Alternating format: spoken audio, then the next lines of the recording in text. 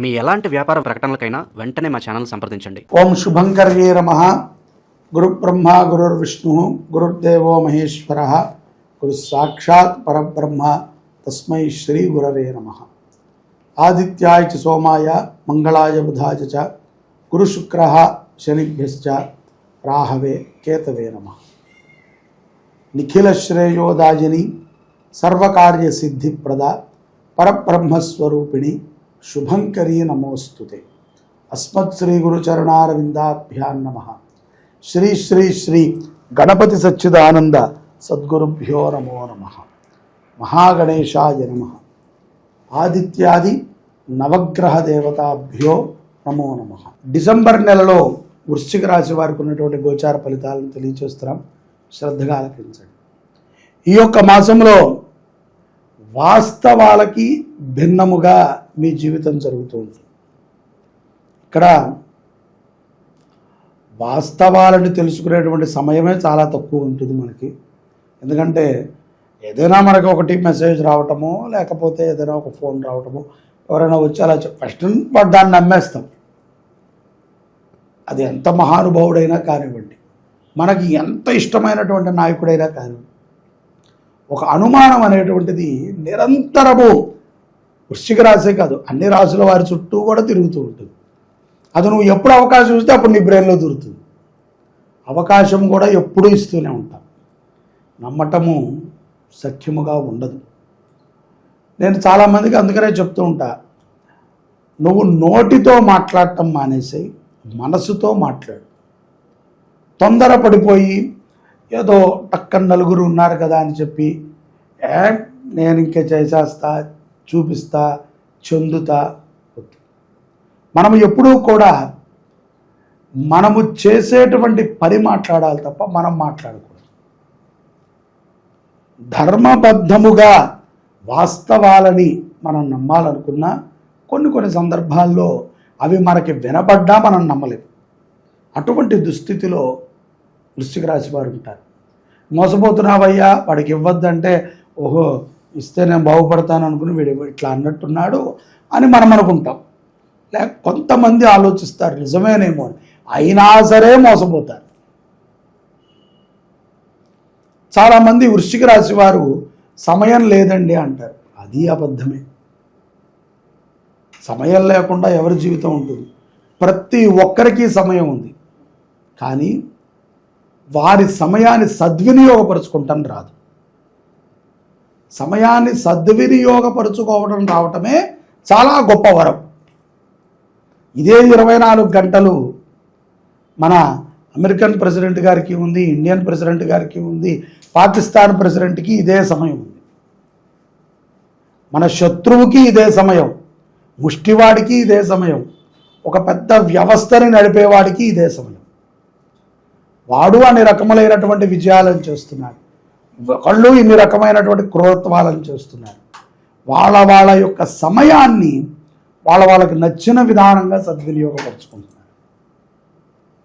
ఈ మధ్యన నేను ఒక వ్యక్తితో మాట్లాడినప్పుడు ఆయన ఇలాగే నాకు ఈ సమయం రావట్లేదండి, గుడికి రావాలని ఉంటుంది కానీ మీ ఆశ్రమానికి ఎక్కడ కుదరట్లేదు స్వామి.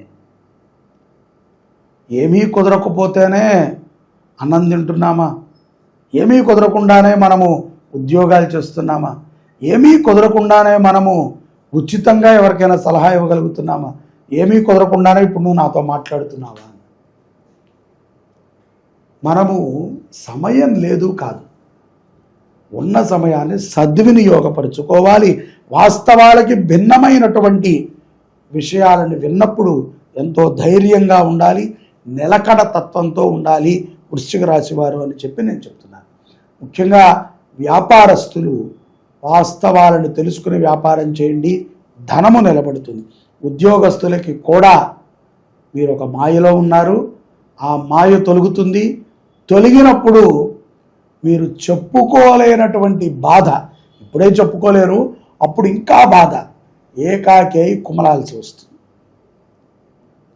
తీర్చేవాడు ఉండడు, అయ్యో పాపమని మాట్లాడేవాడు ఉండడు. కాబట్టి ఎవరు మనవాళ్ళు ఎవరు పరాయి వారు అనేటువంటి విషయాన్ని గుర్తించి జీవనం సాగించడం చాలా మంచిది. అలాగే విద్యార్థులకి తీవ్రమైనటువంటి ఒక దృఢ సంకల్పం ఉంటుంది. చేయాల్సిందే, ఇది కొట్టాల్సిందే అని. అది మీ యొక్క సంకల్పానికి, మీ యొక్క దృఢత్వానికి నిజంగా జోహారు, అభినందనీయం. మీరు పిల్లలయ్యుండి మీరు చదువుకునేటువంటి వారు ఇంత దృఢంగా ఉండడం. ఒకవేళ మీరు అనుకున్నటువంటి గమ్యంలో ఒక 2 మెట్లకి దూరంగా ఉన్నా, 10 మెట్లకి దూరంగా ఉన్నా, 25 మెట్లకి దూరంగా ఉన్నా, మీ యొక్క గమ్యాన్ని చేరాలి అనేటువంటి మీ సంకల్పం ఉంది చూశారు, దానిని అవమానపరిచేటువంటి పనిని చేయకండి. సంకల్పం గొప్పది, ప్రయత్నము గొప్పది. ఒక పుస్తకంలో సబ్జెక్టు ఉంది, మనము దీన్ని చదివితే ఈ విషయాన్ని చెప్పగలం, ఇది చదివితే కదా మనం చెప్పగలిగేది. ఇది వదిలేసి మనం వేరే ఇంకొక పుస్తకం చదివి ఇందులో ఉన్న ఇప్పుడు నేను చెప్పాలి అనుకున్నటువంటి సబ్జెక్టుని నేను ఎలా చెప్పగలుగుతాను? నేను చదివిందే చెప్పగలను, నేను చూసిందే చెప్పగలను. నా మెదడులోకి నేను చదివింది చూసిందే వచ్చింది. ఏది రానిది ఇంకో పుస్తకం ఏదైనా తీసుకొచ్చి నాకు చూపించి మీరు ఇది చూస్తూ దాన్ని చెప్పండి దాంట్లో ఉన్న విషయం అంటే అది కష్టమైన పనే. కాబట్టి ఒక్కొక్కసారి ఇటువంటి తప్పిదాలు జరుగుతూ ఉంటాయి. ఒక్కొక్కసారి మనం అనుకున్నది ఒకటి అవుతుంది, మనం చెప్పేది ఒకటి అవుతుంది, ఎదుటి వాళ్ళకి అర్థమయ్యేది ఒకటి అవుతుంది. విద్యార్థులు ఇటువంటి మాయల నుంచి బయటపడాలి. స్నేహితులు చెడగొడటానికి ప్రయత్నం చేస్తారు, జాగ్రత్తగా ఉండాలి. పరుల విషయములో స్త్రీలు, ముఖ్యంగా వృశ్చిక రాశి స్త్రీలు జోక్యం చేసుకోకండి, అవమాన పాలవ్వాల్సి వస్తుంది. అలాగే వాహనము నడిపేటప్పుడు ప్రమాదములు సూచిస్తున్నాయి, తస్మాత్ జాగ్రత్త. ఉద్యోగ విషయములో ద్వితీయార్థములో కొంత మానసిక ఒత్తిడి ఉంటుంది. ఆ ఒత్తిడి నుంచి బయటికి రావటానికి గోమాతకి సేవ చేయండి. ఎక్కడ అసలు టైమే లేదని నేను మీకు చెప్తున్నా కదా, మీకు టైమే లేదు. సో అందుకని మీరు ఏం చేస్తారు అంటే గోమాతకి సేవ చేస్తున్నానని అనుకోండి. సమయం లేదంటారు వృశ్చిక రాశి వాళ్ళు. సో అందుకని మీరు సేవ చేస్తున్నట్టు భావించండి. అర్థమైందా అండి? పోని గోమాతకి సేవ చేయకపోయినా మీరు మీకున్నటువంటి ఈ చూడటానికి సమయం ఉంది కదా, అందుకనే చెప్తున్నా. ఈ యొక్క సమయంలో ఇది అయిపోయిన తర్వాత మీ ఇష్టదైవాన్ని స్మరణ చేయండి, మీ కులదైవాన్ని స్మరణ చేయండి. అంతే తప్ప పరుసులో ఉన్నటువంటి 100 రూపాయలు దానం చేయటము, లేకపోతే ఎక్కడో ఎవరో నువ్వు నీ కుటుంబంలో కష్టం ఉన్న వాడికి నువ్వు బాగున్నావు కాబట్టి సహాయం చేయటం ద్వారానో నువ్వు ధర్మాత్ముడివి కావు, పుణ్యాత్ముడివి అంతకన్నా కావు. ఎందుకంటే అది నీ యొక్క నీతి, మానవుడిగా నీ ధర్మం. నీ ధర్మాన్ని నువ్వు ఆచరిస్తే ధర్మాత్ముడివి ఎందుకు అవుతావు? నీ ధర్మాన్ని తీర్చిదిద్దే పనులని నువ్వు ఆచరణ చేయాలి. దానికి సమయం కావాలి. గోసేవ చెయ్యండి అన్నావు అనుకోండి, అలాగేనండి అంటాం అంతే, లేకపోతే ఆ గోసేవ అనుకుంటాం. మనము ఏం చేస్తున్నామో చెప్పగలగాలి. సమయాన్ని మనము చాలామంది, ఎంతోమంది ప్రతిరోజు వాళ్ళ ఇంటి దగ్గర ఉన్న దేవాలయాలకు వెళతారు. తప్పనిసరిగా వాళ్ళు గుడికి వెళ్ళకపోతే వాళ్ళ మనసు అంగీకరించదు. కొంతమందికి వారానికి ఒకసారి రావడం కూడా కష్టం, కొంతమందికి నెలకు ఒకసారి రావడం కూడా కష్టం, కొంతమందికి సంవత్సరానికి ఒకసారి రావాలన్నా సరే భార్య ఒత్తిడి వల్ల, పిల్లల ఒత్తిడి వల్ల, లేకపోతే అధికారుల ఒత్తిడి వల్ల వెళ్తాం. ఎవరి ఒత్తిడి వల్ల ఎందుకు రావాలి?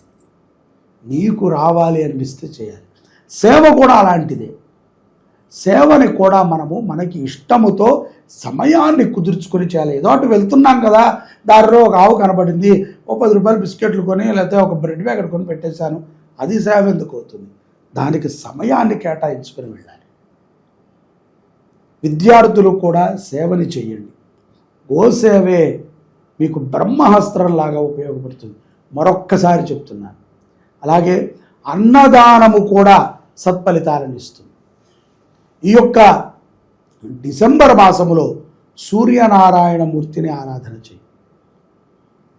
పౌర్ణమి రోజున దత్త దర్శనము చేయండి, దత్త చరిత్రని పారాయణ చేయండి. శుభ ఫలితాలని వృశ్చిక రాశి వారు డిసెంబర్ మాసంలో పొందుతారు. శివాయ గురవే నమః. ఈ యొక్క మార్గశిర మాసము చాలా విశేషమైనటువంటిది. ఈ యొక్క మార్గశిర మాసములో ఆరుద్ర నక్షత్రము మరింత గొప్ప విశేషమైనటువంటిది. డిసెంబర్ 7వ తారీఖు ఆరుద్ర నక్షత్రం. ఈ రోజున శివుడు జన్మించినటువంటి, అంటే శివుణ్ణి బ్రహ్మ విష్ణువు పరమేశ్వరుడిగా గుర్తించినటువంటి రోజు. దీనికి చరిత్రలో చాలా గొప్ప పురాణాన్ని నిక్షిప్తం చేసి పెట్టారు. శివ పరంపర ప్రారంభమైనది ఎప్పుడయ్యా అంటే మార్గశిరములో వచ్చినటువంటి ఆరుద్ర నక్షత్రం. ఆ నక్షత్ర ప్రమాణం, అందుకనే ఇది శివుని యొక్క జన్మ నక్షత్రము అంటారు. ఇప్పుడు ఒక్క శివరాత్రి మనం జాగారం ఉండి శివనామస్మరణ చేస్తేనే కోటి జన్మ కృతం పాపం అంటున్నాం.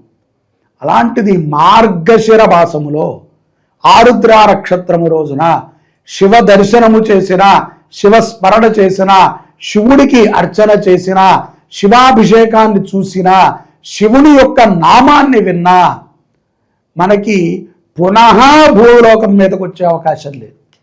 ఎందుకంటే అంత గొప్ప పుణ్యం. మార్గశిర మాసములో ఆరుద్ర నక్షత్రానికి అంత పుణ్యం. అటువంటిది శ్రీ శుభంకరీ దేవస్థానంలో డిసెంబర్ 7వ తారీఖున స్వామివారికి ఉదయం ఏకాదశ రుద్రాభిషేకాన్ని చేస్తున్నాం మహన్యాసపూర్వకంగా. దానితో పాటుగా నందీశ్వరుడికి కూడా చేస్తాం. దానితో పాటుగా స్వామివారికి విశేషమైనటువంటి అన్నార్చన కార్యక్రమాన్ని 7వ తారీఖు చేస్తున్నాం.